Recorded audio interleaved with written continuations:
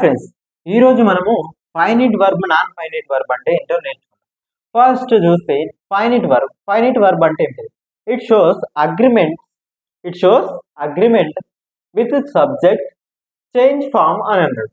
అంటే ఇక్కడ మనకు సబ్జెక్టుతో దీనికి లింక్ అయి ఉంటుంది. వర్బ్ అనేది ఫైనైట్ వర్బ్ లో సబ్జెక్టుతో లింక్ అయి ఉంటుంది. సబ్జెక్ట్ ఎప్పుడైతే చేంజ్ చేస్తామో సబ్జెక్ట్ కానీ టెన్స్ కానీ చేంజ్ చేస్తే మనకు వర్బ్ అనేది చేంజ్ అవుతుంది.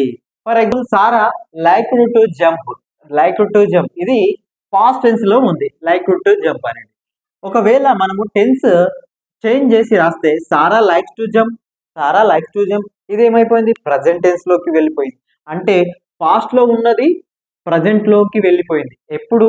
టెన్స్ చేంజ్ చేసినప్పుడు.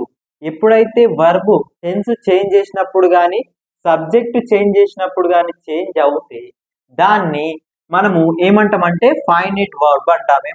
Finite verb. Next non finite verb అంటే ఏంటంటే do not show agreement with subject, do not change form. అయితే మనకు సబ్జెక్టుతో ఎలాంటి సంబంధం లేకుండా వర్బ్ అనేది ఎల్లప్పుడూ ఒకే విధంగా ఉంటే దాన్ని ఏమంటామంటే నాన్ ఫైనైట్ వర్బ్ అంటాం. ఫర్ ఎగ్జాంపుల్ తీసుకుంటే ma'am is cooking in the kitchen అని అన్నాడు. నెక్స్ట్ చూస్తే ఇక్కడ మనకు సబ్జెక్ట్ అనేది చేంజ్ అయింది, దే అయిపోయింది. They were cooking in the kitchen అన్నాడు. అంటే ఈ కుకింగ్ అనేది రెండు సెంటెన్స్ లో కూడా మనకు ఎలాంటి చేంజ్ అనేది లేదు.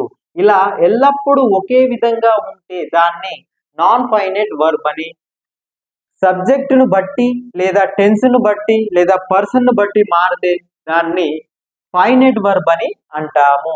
Okay, this is the finite and non finite verb.